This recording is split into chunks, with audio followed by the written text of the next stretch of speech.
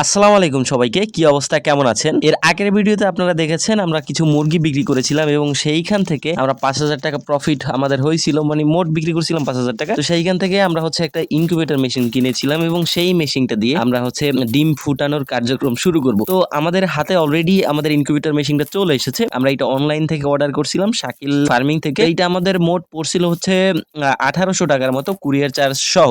আমাদের এইটা হচ্ছে ৬০ ডিমের ইনকিউবেটর মেশিন এবং আজকে সেইটা হচ্ছে আনবক্সিং আমরা অলরেডি শুরু করে দিয়েছি।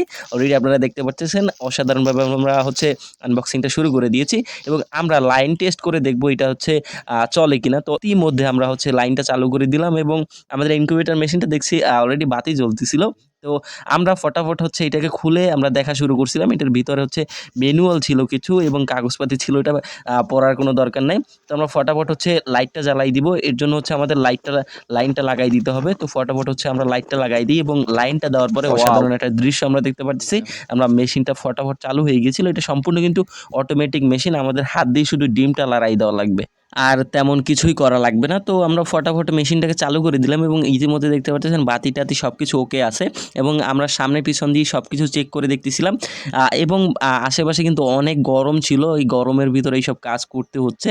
তো আমরা মেশিনটা হচ্ছে এসি ডিসি মেশিন কিনছিলাম, অর্থাৎ কারেন্ট গেলেও যেন হচ্ছে সোলারের মাধ্যমে আমরা চালাইতে পারি, কারণ আমাদের এইদিকে গ্রাম সাইড যেহেতু, তো অনেক লোডশেডিং হবে। তো তার জন্য হচ্ছে আমরা এসি ডিসি মেশিন কিনছিলাম, এর জন্য দামটা একটু বেশি পড়ছে। তো এইটা হচ্ছে আমাদের ম্যানুয়াল দিয়ে দিয়েছে, এইটা পড়ার তো তেমন কোনো বিষয় না।